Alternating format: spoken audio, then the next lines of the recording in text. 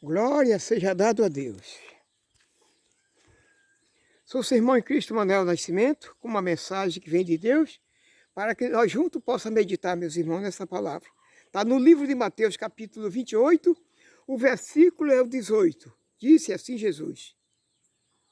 Jesus, aproximando-se, falou-lhe, dizendo: toda autoridade me foi dado no céu e na terra. Aleluia, vamos orar. Senhor nosso Deus e Pai, muito obrigado pela tua mensagem linda de Deus. Permita, Senhor, que eu esteja na tua palavra, que ela esteja em mim, que eu tenha o dom de discernir a tua palavra junto com meus irmãos queridos. Que teu nome seja glorificado, que tu cresça, Pai, que eu diminua. Em nome de Jesus, seja conosco. Obrigado, meu Deus, por esses irmãos que acompanham a mensagem. Abençoe esses irmãos que dão like no vídeo, que ajuda, que compartilha com essas mensagens. Faz isso com eles, Pai. Socorre naquilo que tantos precisam, meu Deus. Cada um desses irmãos que tem amor pela tua linda palavra. Ajude, abençoe. Que essa pessoa cada dia entenda mais da tua vontade, da tua palavra. Mas também abençoa esses também. Essas pessoas que não concordam com a tua santa palavra. Também dê a bênção para eles também, Pai. Eles também são que nem eu. Eu também vivi muito tempo enganado, sem entender a palavra. Só queria ouvir a palavra. E eu, depois tu abriu meus olhos e me acordou, graças a Deus. Hoje eu estou aqui. Agradeço a Deus por tudo isso.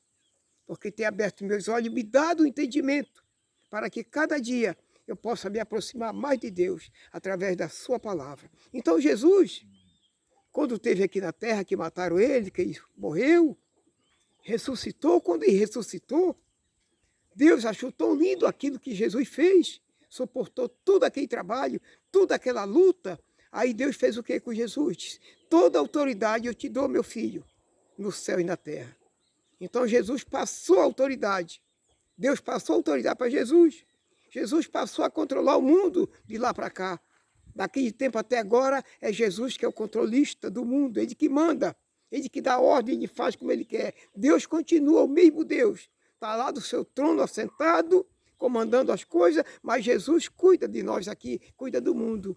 Por isso foi que ele disse: eu vou subir, mas vou enviar o Consolador para ficar com vocês. Hoje nós temos o Espírito Santo, que é o Consolador que intercede por cada um de nós. Muito lindo, irmão, quando nós passamos a entender a vontade de Deus. Por que então ele pegou, ele teve essa autoridade de fazer como ele queria? Ele recebeu de Deus autoridade no céu e na terra. Aí o que ele fez? Ele, olhando para a mensagem do Pai, para a velha aliança, via que não podia cumprir, porque só era morte e condenação. Olha o que fala aqui em Coríntios, 1 Coríntios, 2 Coríntios 3, diz aqui, ó, olha o que acontece na velha aliança. O que era a velha aliança? Diz aqui, ó, 3:7. Se o ministério da morte, gravado em letra em pedra, se revestiu de glória.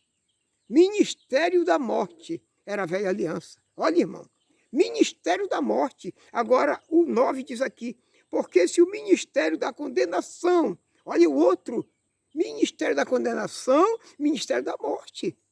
Jesus então não podia suportar essas coisas, porque ele amou. Ele veio para amar, para salvar, para libertar, não para matar, não para condenar. Por isso que ele deixou o Espírito Santo conosco, intercedendo, nos abençoando, nos ajudando, mostrando o caminho da sua santidade para que nós ande nele. Então, Deus, o que Jesus fez? Com isso, olha o que ele fez aqui em Hebreus. O que ele disse em Hebreus. Hebreus 8:7. Porque se aquela primeira aliança tivesse sido sem defeito, de maneira alguma estaria sendo buscado lugar para uma segunda.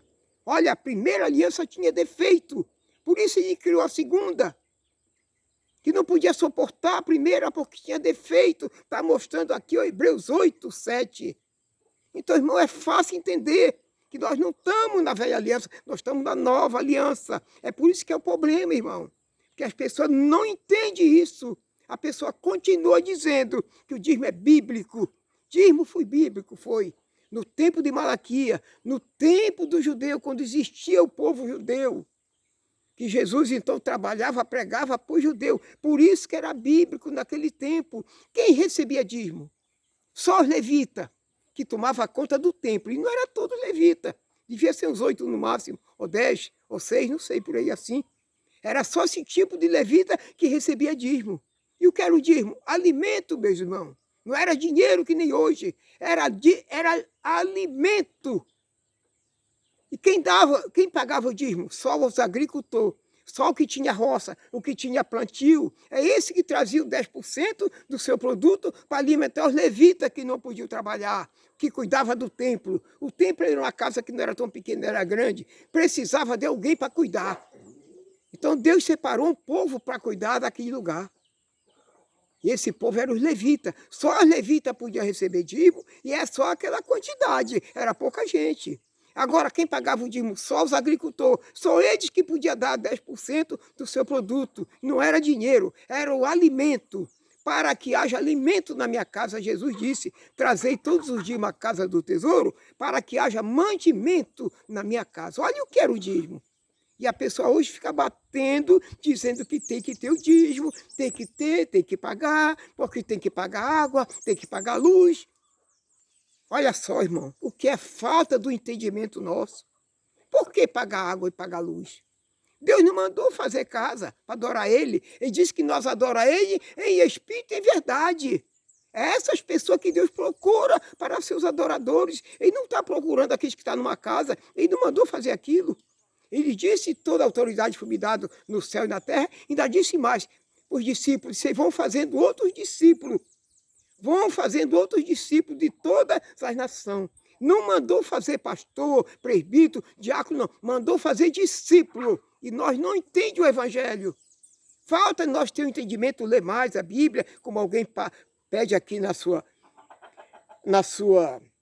reflexão aqui no vídeo. Leia mais. A gente tem que ler mais realmente, né? Nós precisamos ler mais a Bíblia e entender que Deus não pediu para fazer, vocês vão fazendo pastor, pregador. Não, faça outro discípulo, assim que nem está fazendo hoje, de você que está olhando para essa mensagem. Você é um discípulo, é uma discípula de Cristo. Nós entendemos, irmão, que nós estamos na graça. A graça é de graça, como o próprio Jesus falou. De graça dei, de graça recebei. E nós, porque falta conhecer esse ministério de Jesus, a gente está naquela velha aliança, achando que nós temos que servir a Deus na velha aliança. Nós servimos a Deus em espírito e verdade. Viu? Nós servimos a Deus em espírito e verdade em qualquer lugar. Deus é onisciente, onipresente. Nós não vemos Deus onde nós está. Nós adoramos Ele. Nós podemos ir para um lugar, não é pecado, não. Pode adorar no monte, no lugar, numa casa, em algum lugar, no avião, aonde quiser. Mas Deus é espírito, ninguém vê em lugar nenhum. E nunca vai ver. Nunca vai ver aqui. Lá na glória, sim, naquele dia, quando lá nós chegar, no dia do julgamento, aí nós vamos saber quem é o Jesus. Como diz lá em 2 João, 1 João 3, primeiro. E diz, amado, ainda não se manifestou em nós o que haveremos de ser. Mas sabemos que quando ele vier, nós vamos ser a semelhança a ele, porque haveremos de ver ele como ele é. Aí nós vamos ver ele como ele é. É só quando eu chegar na glória. Aqui não se vê. Aqui nesse mundo que nós estamos, nós não se vê. Nós não vemos Jesus. Nós vamos ver muito problema na frente, principalmente do Evangelho. O Evangelho é um caso sério para falar dele, porque tem mais gente para discordar do que para concordar com a verdade.